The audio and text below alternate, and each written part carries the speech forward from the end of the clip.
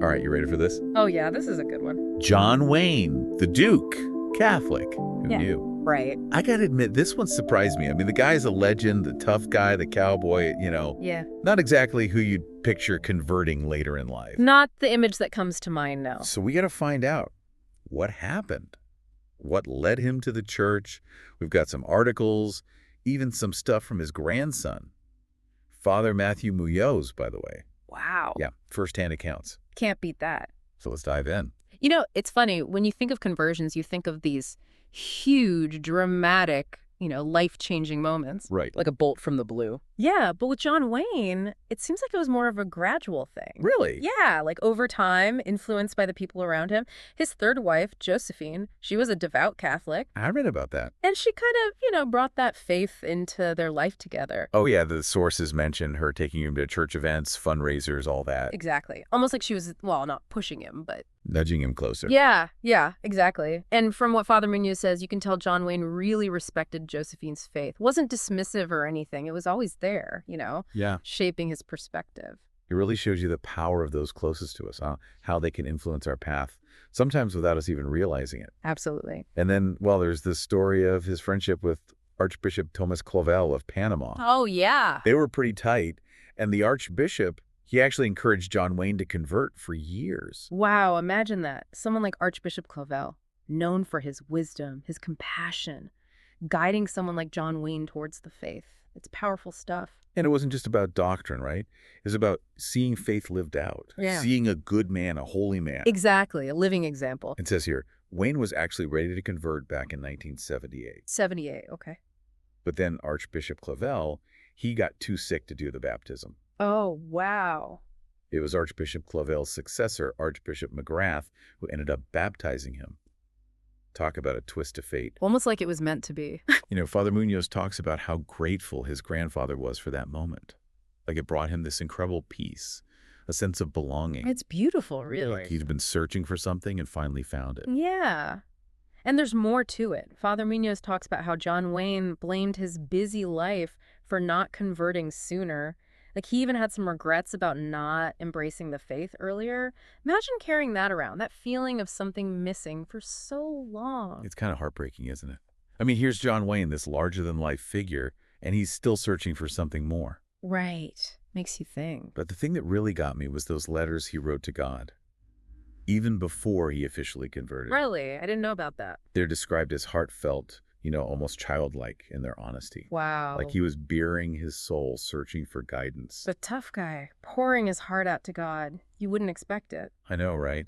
It makes you wonder, what was he writing about? What was troubling him? What kind of language did he even use when he was talking to God? It completely changes how you see him. It does. We have to dig into those letters. I want to know what he confided in God. Me too. It's amazing, right? John Wayne, this tough guy, the cowboy, writing to God with this simple faith, like a child almost. So what did he write about? Father Munoz said he found these letters tucked away with his grandfather's stuff, and they're filled with these heartfelt prayers, reflections, Wow. So he was really pouring his heart out. Yeah, it's like you see this whole other side of him, nothing like his public image. I'm dying to know what was on his mind. What was he struggling with? Was he scared of dying? Or was he just looking for, I don't know, something more in life? I mean, to write to God like that, it takes a lot of vulnerability, Right. To open yourself up like that. Totally. So did he mention any specific worries? Well, Father Munoz shared this one part where John Wayne was talking about creation, like the stars and all that. Okay. And he was just in awe, Yeah. Humbled by how vast it all is, how powerful. It's pretty amazing to think about. This guy, John Wayne, this symbol of strength, feeling small in the face of something bigger. It's really something. And it wasn't about theology or anything complicated like that. It was just, recognizing that there's something divine out there.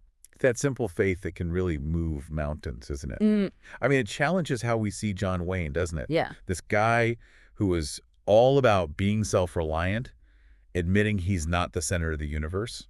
It reminds us that faith isn't about fitting in or looking a certain way. It's about that personal connection with God, that feeling that you're not alone. And John Wayne, for all his independence, he seemed to get that, He did. It really makes you wonder if all those values he portrayed in his movies, God, family, country. Maybe those weren't just part of the script. Yeah, Maybe those were reflections of what he was longing for. right. Something solid, something lasting in a world that's, always changing. Think about those classic westerns like The Searchers, She Wore a Yellow Ribbon. There's this sense of right and wrong, a higher purpose. It's not just cowboys and Indians. It's about good versus evil, redemption. Exactly. And those are themes that, resonate with Catholic teaching too. Oh, totally. And to know he was writing these personal letters to God while making those films, it's like you see them in a whole new light. We're understanding the man behind the legend. It's not about forcing a religious interpretation on his work or anything. It's about understanding how his faith influenced his art. The values he was putting on screen, they seem to have been deeply rooted in his own spiritual journey. Okay, so this is where things get a little tricky. There's some confusion about when he actually converted. Oh. Some people say it was on his deathbed, like his son, Michael, asked him to. Hmm. But then Father Munoz is saying it happened a year earlier. So which is it? It's something people have argued about for years. Some say the deathbed conversion makes a better story, more dramatic, fits the Hollywood legend. But Father Munoz insists that his grandfather decided to become Catholic while he was still healthy. So how do we make sense of that? Could both be true. It's possible John Wayne had this private conversion with Archbishop McGrath, and then later, when he was close to death, maybe Michael, who was Catholic, wanted him to reaffirm his faith, sort of make it official. Yeah, that makes sense. Facing death can really make you think about those things. And your loved ones, they want you to be at peace spiritually. Of course. But in the end, no matter when it happened, the point is, John Wayne, this American icon, he found his way to the Catholic faith. And that says a lot. It shows that the church welcomes everyone, no matter who you are, no matter where you come from. And for us Catholics, it's pretty inspiring. Right. I mean, John Wayne, this symbol of strength and courage, finding peace in our faith, it's incredible. It really is. And you know what?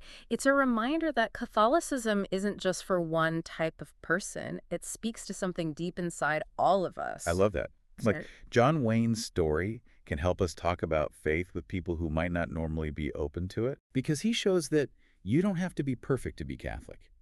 You just have to be open to letting Christ change you, no matter what your past is, no matter your background. Exactly. And you never know. It might make someone curious. Might even start them on their own journey of faith. It's true. If John Wayne, the Duke himself, can find his way to the church, who knows what God has in store for any of us? I think you got that right. It's kind of funny, right?